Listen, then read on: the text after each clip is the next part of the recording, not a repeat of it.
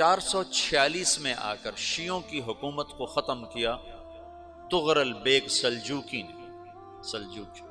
Seljuk مسلمان ہوئے تھے محمود غزنوی کے دور میں، سلجوک ان کے بڑے کا نام تھا۔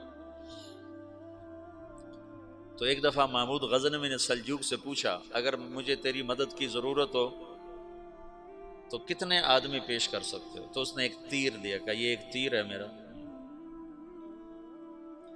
کسی کو یہ تیر بھیج کر میرے علاقے میں بھیج دو تو چند گھنٹوں میں 1,00,000 تلواریں تیرا پہرا دینے کے لیے تیار ہوں، میرے پاس اتنی طاقت ہے۔ تو یہ سلجوک کی نسل میں تھا طغرل بیگ۔ اللہ تعالیٰ نے جب عرب زوال کا شکار ہو گئے اور ضعف کا شکار ہو گئے، جیسے بڑھاپے کا کوئی علاج نہیں، جب قوموں پہ زوال آتا ہے تو اس کا بھی کوئی علاج نہیں، پھر اور قوم کو جگہ ملتی ہے۔ جیسے بڑھاپا ایک فرد پہ آتا ہے، ایسے بڑھاپا قوم پہ آتا ہے۔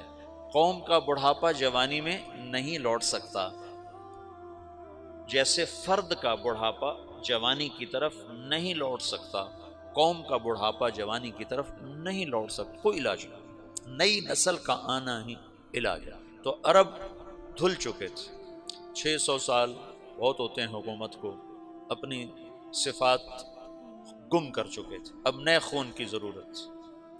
طغرل بیگ پہلا شخص تھا جس نے آ کر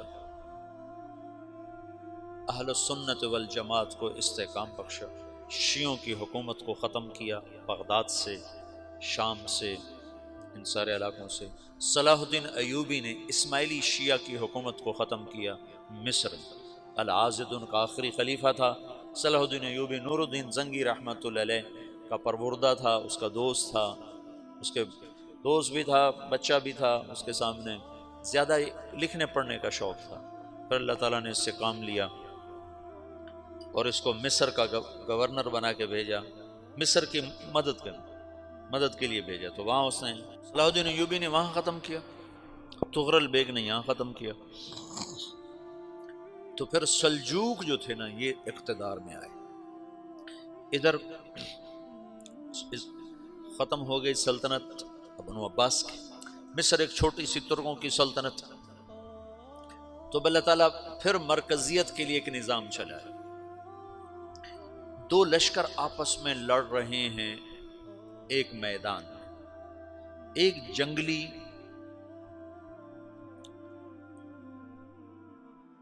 بدوؤں کا قافلہ، جنگل کے لوگ اپنے قبیلے کو لے کر، ایک جنگلی قبیلہ اپنے سردار کے ساتھ نقل مکانی کر رہا ہے ایک جگہ سے دوسری جگہ۔ اللہ کا نظام کہ یہ لوگ چلتے چلتے چلتے اس وادی میں پہنچ گئے جہاں جنگ ہو رہی ہے، 2 لشکر آپس میں لڑ رہے ہیں۔ جب یہ وہاں پہنچتے ہیں تو ایک لشکر کے قدم اکھڑ رہے ہیں اور دوسرا غالب آ رہا ہے۔ ان کو نہیں پتا شکست کھانے والے کون ہیں اور فتح پانے والے کون ہیں، ان کو نہیں پتا۔ اس جنگلی قبیلے کے سردار کا نام بھی طغرل ہے، طغرل۔ تو یہ سردار کہتا ہے جو شکست کھا رہے ہیں ان کی مدد کرو، کچھ پتہ نہیں کون ہے، کہتا جو شکست کھا رہے ہیں ان کی مدد کرو۔ تو 400 وحشی جنگلیوں نے فاتح لشکر کے پیچھے حملہ کر دیا۔ وہ تو ایک کافی ہوتا تھا، 400 دوڑ جب تلواریں پڑیں تو چند لمحوں میں نقشہ بدل گیا، بھاگنے والے جم گئے اور جمنے والے بھاگ پڑے۔ جب جنگ ختم ہوئی تو شکست خوردہ لشکر کے بادشاہ نے ان کو بلایا، اسے پوچھتا ہے مجھے جانتے ہو میں کون ہوں؟ کہا نہیں۔ کہا تو تم نے میری مدد کیوں کی؟ کہا انسانی ہمدردی کی وجہ سے، تمہیں شکست ہو رہی تھی اس لیے تمہاری مدد کی۔ پھر اس نے اپنا تعارف کرایا، میں ہوں سلیمان سلجوکی، ترکی کا بادشاہ۔ مسلمانوں کا لشکر تھا اور تاتاریوں سے شکست کھا رہا تھا، تاتاری فتح پا رہے تھے، مسلمان شکست کھا رہے تھے۔ تو وہ اللہ کی غیبی مدد بن کر آئے، تو وہ اس سے کہتا ہے میرے ساتھ رہنا پسند کرو گے؟ تم نے میرے اوپر احسان کیا ہے، میں اس کا بدلہ دینا چاہتا ہوں، میرے ساتھ رہنا پسند کرو گے؟ کہنے کا کر لوں گا۔ تو اس کو لے کر ترکی آیا، اور استنبول اس وقت روم کی حکومت میں تھا، اسے فتح کیا اس تغرل کے آگے چوتھے پانچویں پڑپوتے محمد فاتح نے۔ تو یہ استنبول ہے، یہ ترکی ہے، بیچ میں ایک چھوٹا سمندر ہے، یہاں ایک جاگیر ہے۔ تو سلطان سلیمان کہتا ہے یہ جاگیر تجھے وقف ہے، ادھر سے رومی مجھے تنگ کرتے ہیں حملے کر کر کے، تو میرا دفاع کرتے رہنا، یہ جاگیر تیری۔ اس جاگیر پہ اس نے اپنے قافلے کو آباد کر دیا، اپنے قبیلے کو، اور ایک چھوٹی سی حکومت بنا لی، جو ایک صوبہ سمجھو سلمان سلجوقی کا، وہ ایک چھوٹا سا صوبہ ہے۔ وہاں جب یہ رہ پڑا تو پھر یہ ایک شیخ کے بیت ہوتا ہے، وہاں شیخ طریقت ہے، ان کے یہ بیت ہونے جاتا ہے، وہ اس کو رات اپنے پاس ٹھہراتا ہے، تو ایک کمرے میں ان کو ان کا خادم ٹھہراتا ہے۔ یہ جب کمرے میں جاتا ہے تو سامنے دیوار میں تاکچے پر قرآن پڑا ہوا ہے، تو یہ تغرل بیگ کہتا ہے یہ کیا ہے، یہ کیا ہے؟ تو وہ خادم کہتا ہے یہ کتاب اللہ ہے، قرآن ہے۔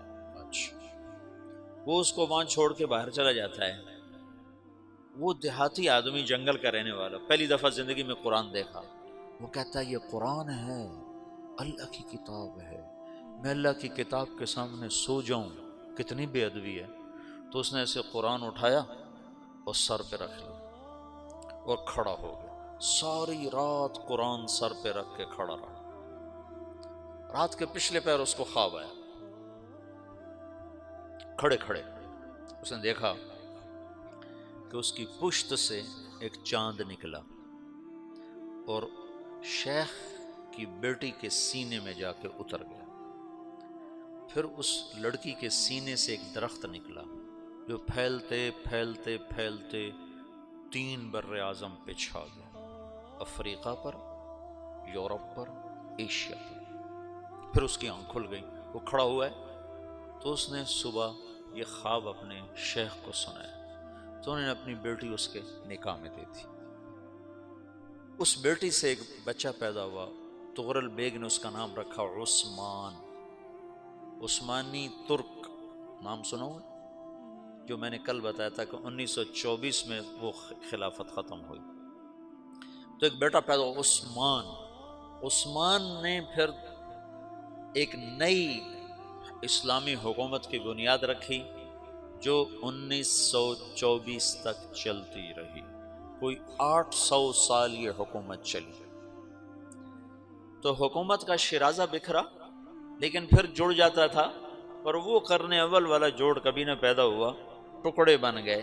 ان ٹکڑوں میں اللہ لوگ پیدا کرتا رہا جو دعوت دیتے رہے، دعوت زندہ رہی۔ جو تربیت کا نظام تصوف کے ساتھ تھا اب وہ تبلیغ کے ساتھ،